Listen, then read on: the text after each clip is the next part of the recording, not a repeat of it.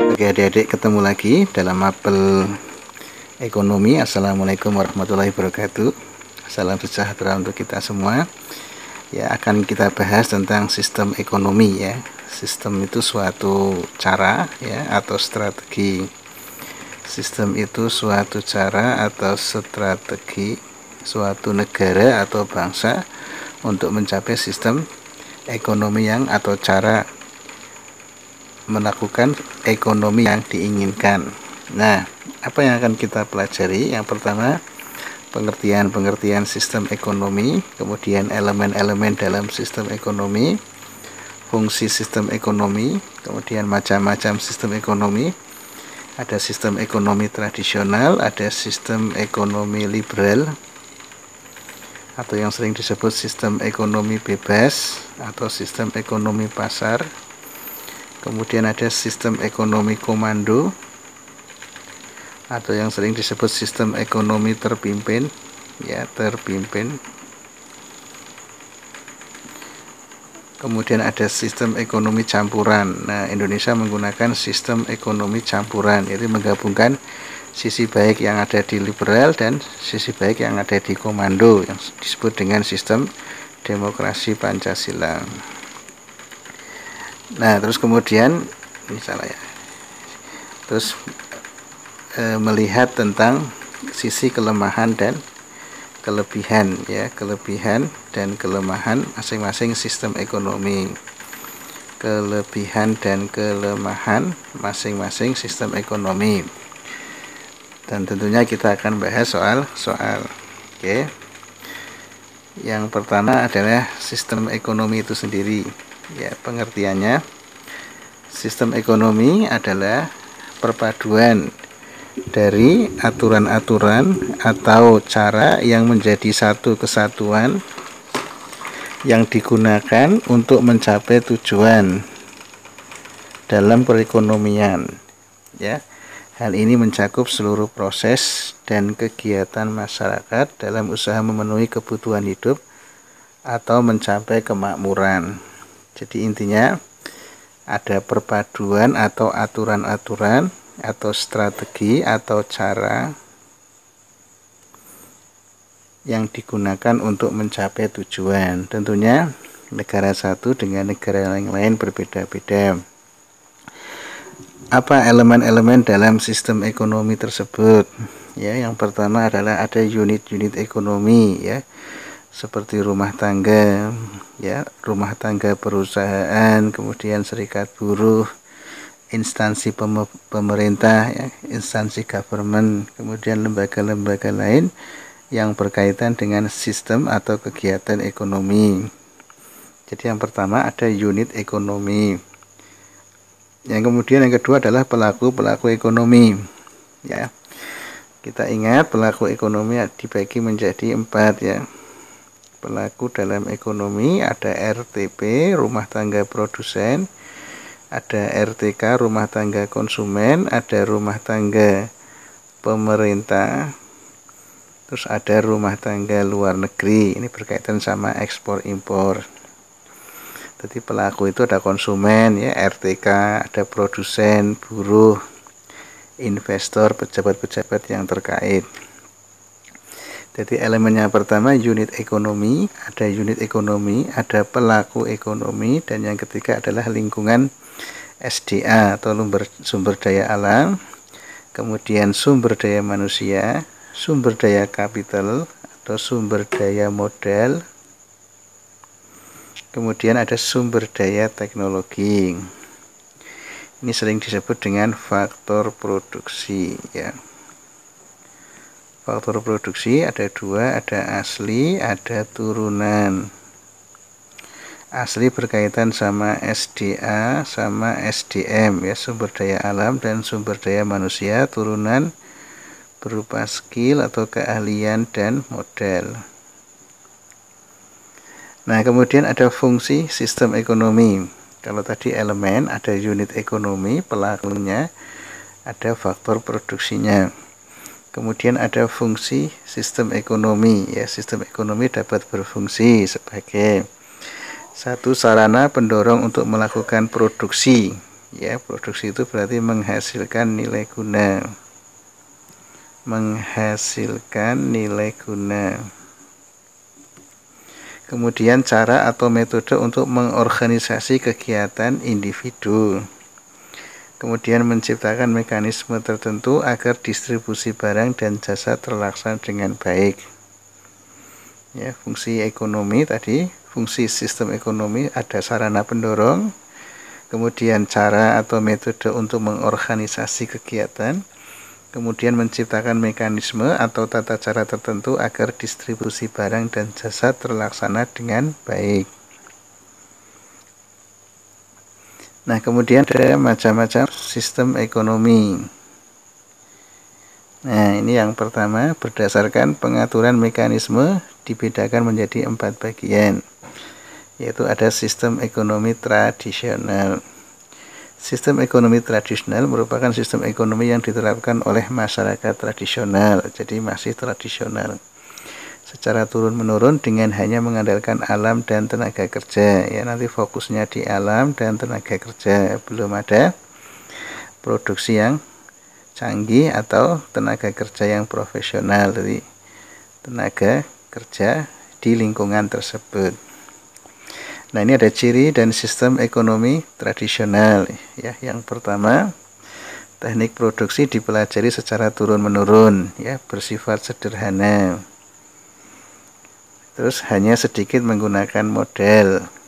Ya, ini kebanyakan masih bergantung sama alam. Dengan alam dan tenaga manusia.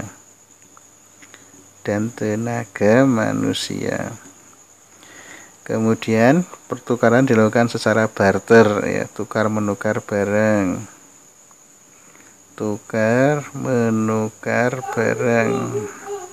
Kemudian mengenal pembagian kerja. Jadi kerjanya ya sesuai dengan kebiasaan, ya, tidak ada pembagian kerja yang jelas. Kemudian masih terikat dengan tradisi, ya, tradisi masih kuat.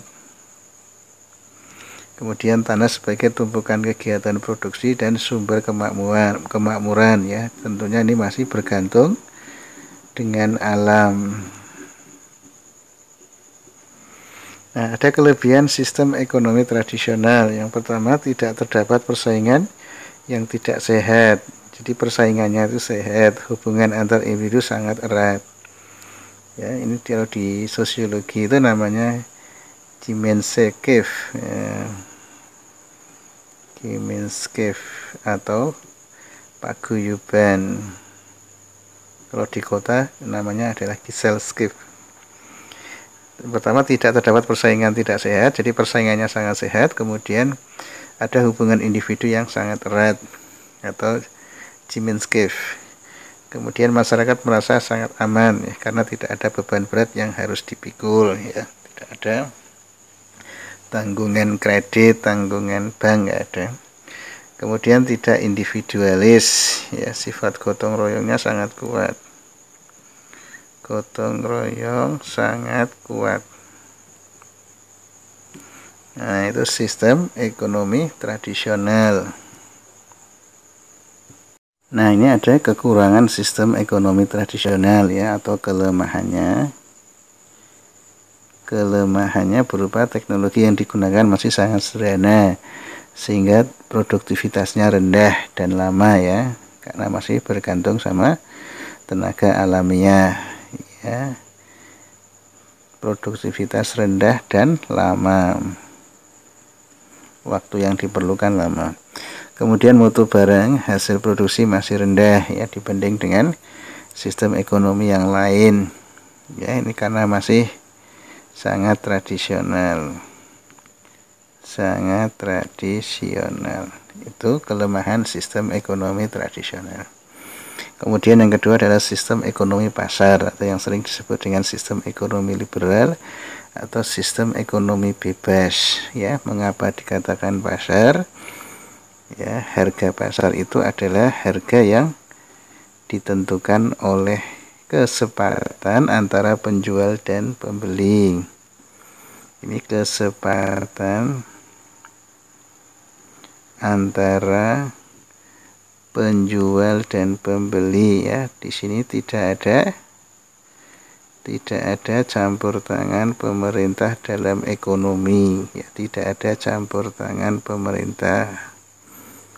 Jadi murni pasar ya, murni penawaran dan permintaan. Oke. Jadi sistem ekonomi pasar adalah sistem ekonomi di mana seluruh kegiatan ekonomi mulai dari produksi, ya, memproduk, kemudian distribusi, menyebarkan, konsumsi, menghabiskan nilai guna, diserahkan sepenuhnya kepada mekanisme pasar. Nah, sistem ini sesuai dengan ajaran Adam Smith, ya, ini bapak liberalisme, bapak liberalisme ekonomi, ya, ini bapak liberalisme ekonomi, bapak Adam Smith, dalam bukunya An Inquiry into the Nature and Causes of the World Nation ya. Beliau juga mengatakan bahwa dalam perekonomian itu ada the invisible hand ya, dikatakan sebagai the invisible hand atau tangan-tangan yang tidak kelihatan tapi mempengaruhi ekonomi, yaitu sistem ekonomi liberal. Jadi ada tangan-tangan tertentu yang the invisible hand ya, tidak kelihatan, yang bisa mempengaruhi ekonomi. Jadi misalkan harga beras 10.000 ya kan ada dengan sendirinya ya, tanpa campur tangan pemerintah, tapi kok sepakatnya 10.000, itu the invisible hand. Nah, kemudian ada ciri-ciri sistem ekonomi pasar. Yang pertama, setiap orang bebas memiliki barang, termasuk barang modal. Jadi kata kuncinya adalah bebas. Setiap orang bebas menggunakan barang dan jasa yang dimilikinya. Aktivitas ekonomi ditujukan untuk memperoleh laba. Ya, pokoknya profit oriented. Kemudian semua aktivitas ekonomi dilaksanakan oleh masyarakat atau swasta. Jadi ini di sini swasta sangat berperan dibanding pegawai negeri. Pemerintah tidak melakukan intervensi pasar ya, tidak ada campur tangan pemerintah. Tidak ada campur tangan pemerintah. Kemudian persaingan dilakukan secara bebas ya. Kemudian penanaman modal sangat vital. Jadi namanya kapitalis ya. Nanti akan membentuk sistem ekonomi kapitalis. Apa sistem ekonomi kapitalis? Yaitu mementingkan modal ya. Ini mementingkan modal yang utama. Mementingkan modal. Nanti bahayanya sistem ekonomi ini adalah yang memiliki modal tinggi ya, modalnya tinggi pasti akan berkuasa secara ekonomi juga dikuasai. Tapi kalau memiliki modal sedikit ya, tentunya sumber-sumber ekonomi juga tidak akan dikuasai. Jadi berbanding lurus ya, modal banyak penguasaan ekonomi, modal sedikit penguasaan ekonomi. Nah, itu sistem ekonomi kapitalis ya. Kalau orang bilang yang kaya semakin kaya, yang miskin semakin miskin.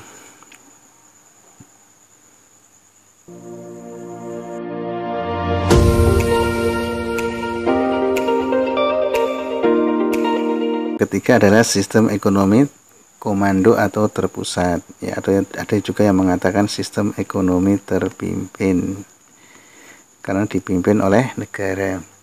Sistem ekonomi komando adalah sistem ekonomi di mana peran pemerintah atau government sangat dominan dan berpengaruh dalam mengendalikan perekonomian ya. Pada sistem ini pemerintah menentukan barang dan jasa yang akan diproduksi ya, dengan cara atau metode bagaimana barang tersebut diproduksi serta untuk siapa dan barang apa yang akan dibuat ya. Ini seperti sistem ekonomi modern ya, sistem ekonomi modern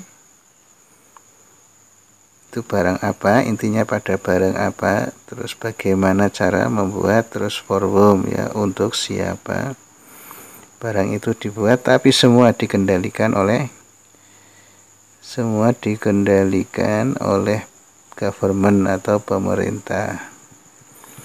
Ya, kalau di sini berarti swasta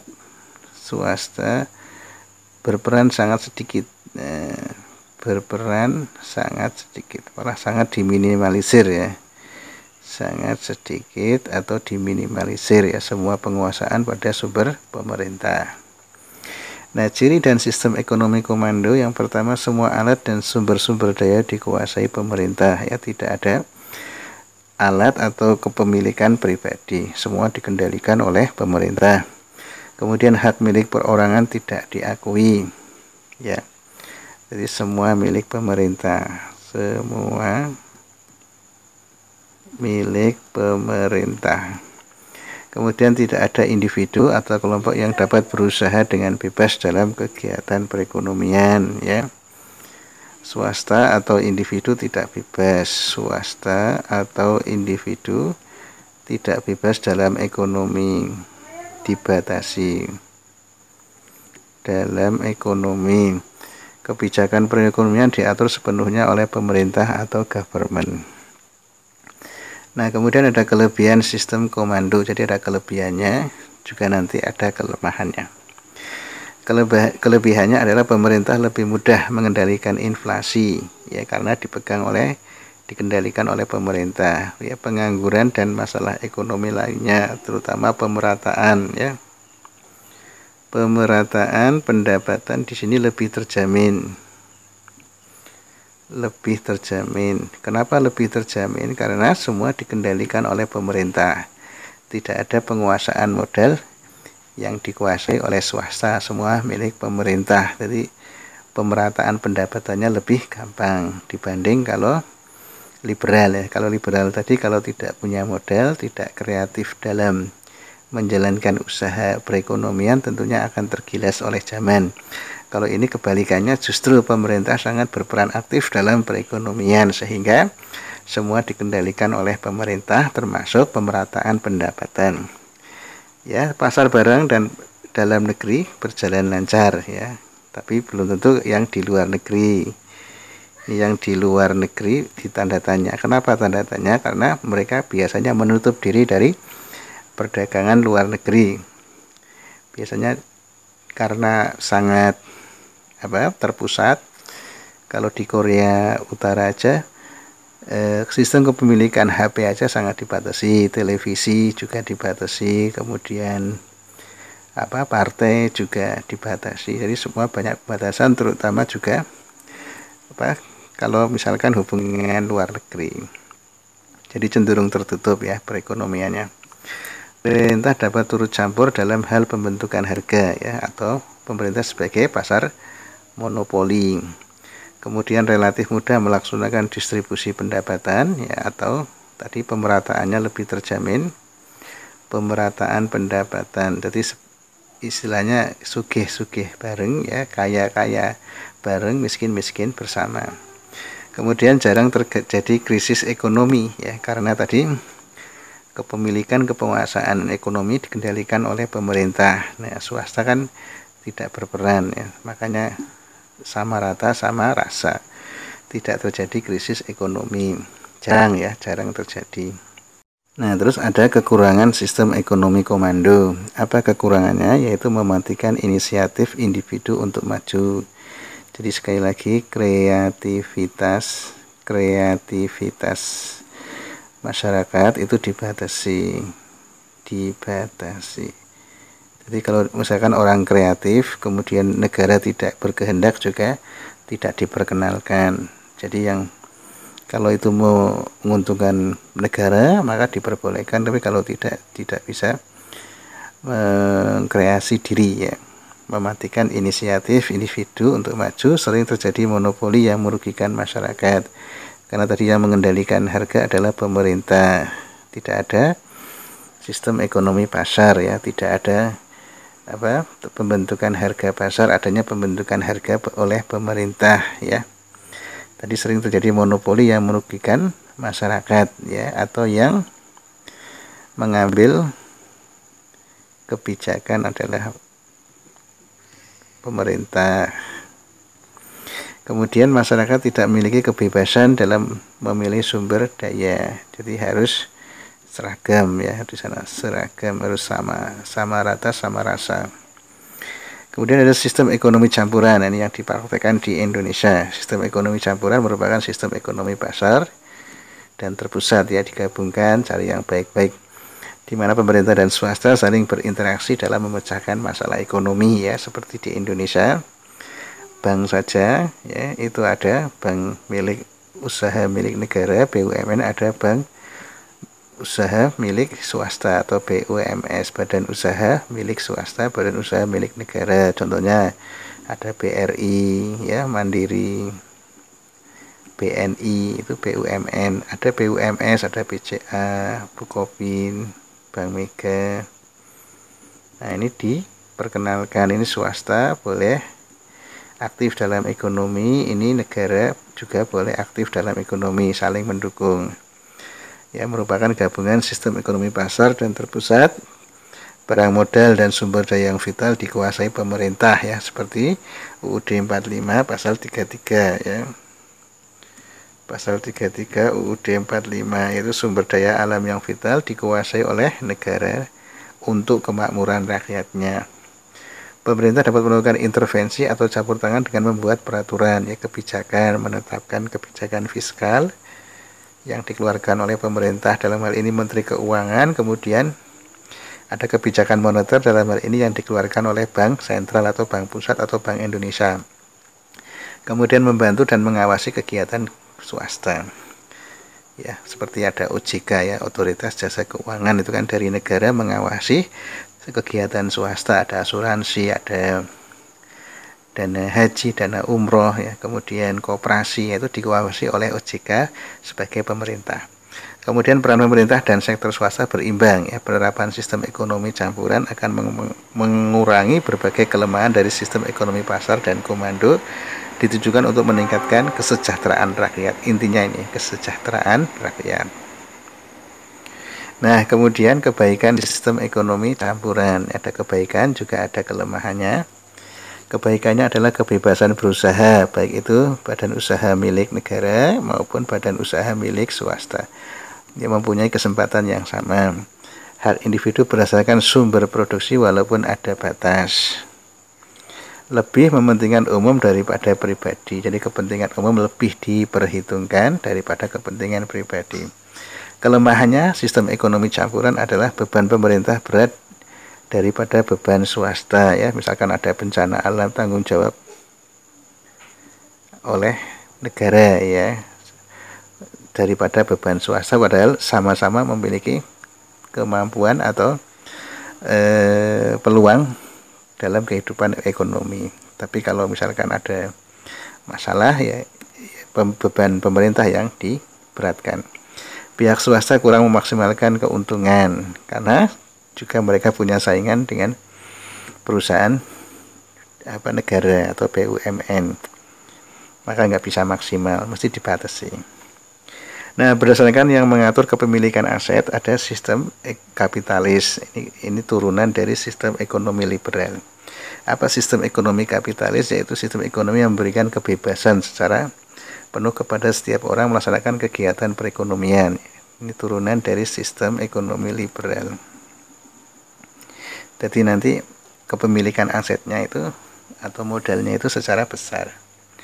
Dalam sistem ekonomi ini pemerintah dapat ikut campur atau tidak sama sekali dalam sistem ekonomi ini ya. Ciri-ciri sistem ekonomi kapitalis: pengakuan yang luas atas hak-hak pribadi, kepemilikan alat-alat produksi di tangan individu. Nah, ini bahaya kalau mereka menguasai sumber daya alam yang vital ya. Misalkan minyak dikuasai oleh tangan individu, nanti pasti harganya sangat melonjak tinggi. Individu bebas memilih pekerjaan yang dianggap baik baginya. Perekonomian diatur oleh mekanisme pasar.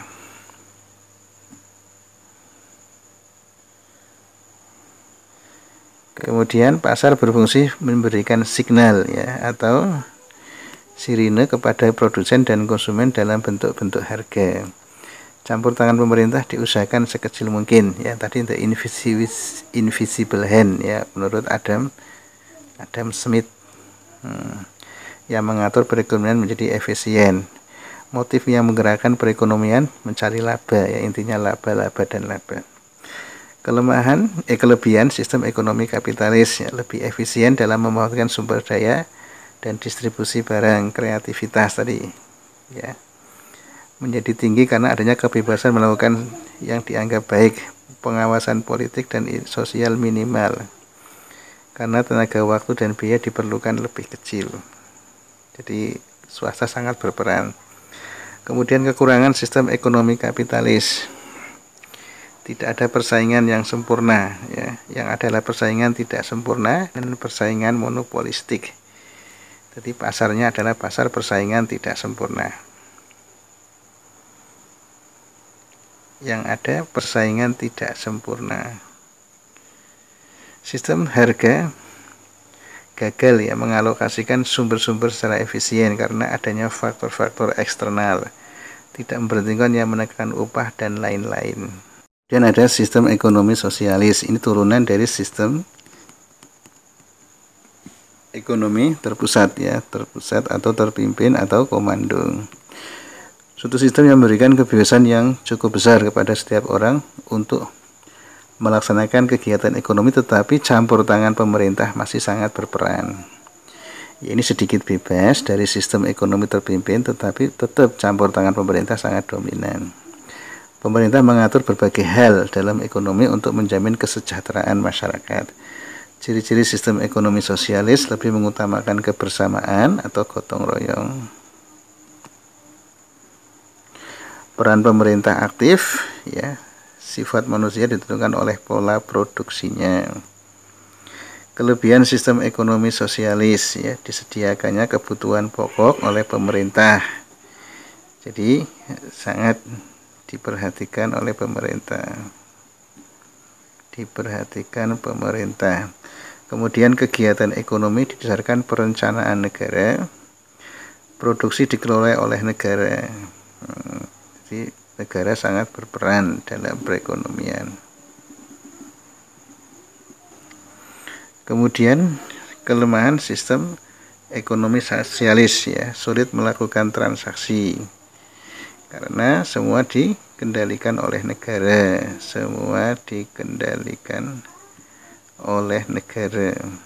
Jadi kalau bank swasta mungkin sangat-sangat dibatasi, maka juga kalau transaksi mungkin akan antri atau sangat sedikit fasilitas karena harus negara terus membatasi kebebasan, ya, apalagi liberal dalam ekonomi sangat ditentang di sini, sangat ditentang. Kemudian mengabaikan pendidikan moral, ya, dalam artian lebih mengedepankan pada doktrin, ya, mengedepankan pada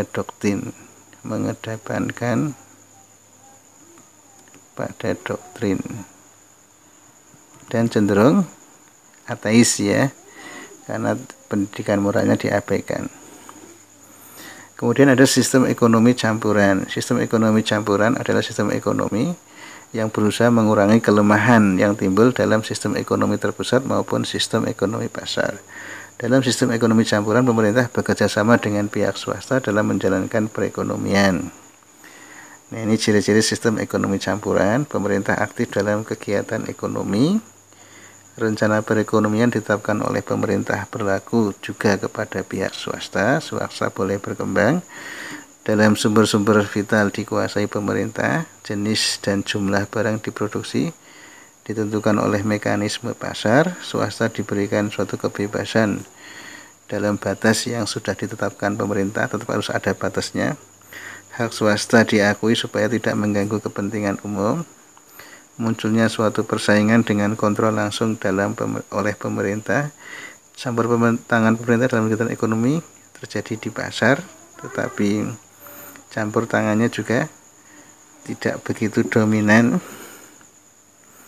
Tetap masih ada campur tangan, coba tidak bebas banget, ya. Kayak di liberal itu kan sama sekali mungkin campur tangan pemerintah sangat-sangat kecil, ya. Kalau di campuran ada cuma tidak begitu dominan, tidak begitu kecil juga ya. Pemerintah menyusun perencanaan, peraturan, penetapan kebijakan dibanding kebijakan ekonomi ya.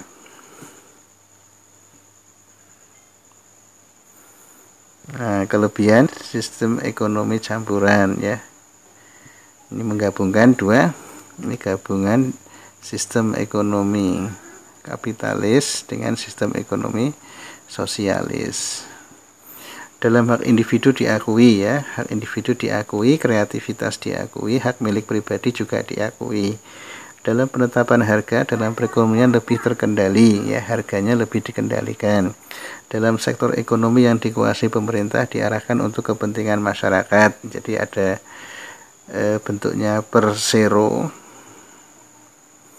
ya, ini sahamnya 51% harus dikuasai negara, terus ada perum, perusahaan umum. Ini biasanya aktivitasnya adalah melayani kepentingan masyarakat.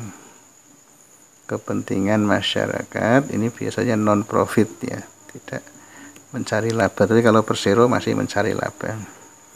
Kemudian adanya sebuah kebebasan berusaha tapi dibatasi, adanya kestabilan ekonomi yang terjamin, lebih stabil. Pemerintah memperhatikan usaha sektor menengah dan kecil. Kelemahan sistem ekonomi campuran, beban pemerintah lebih berat daripada swasta, karena kalau ada apa-apa mesti pemerintah harus bertanggung jawab. Pihak swasta kurang memaksimalkan sebuah keuntungan dalam hal karena pembatasan ya. Ya, saya kira seperti itu adik-adik.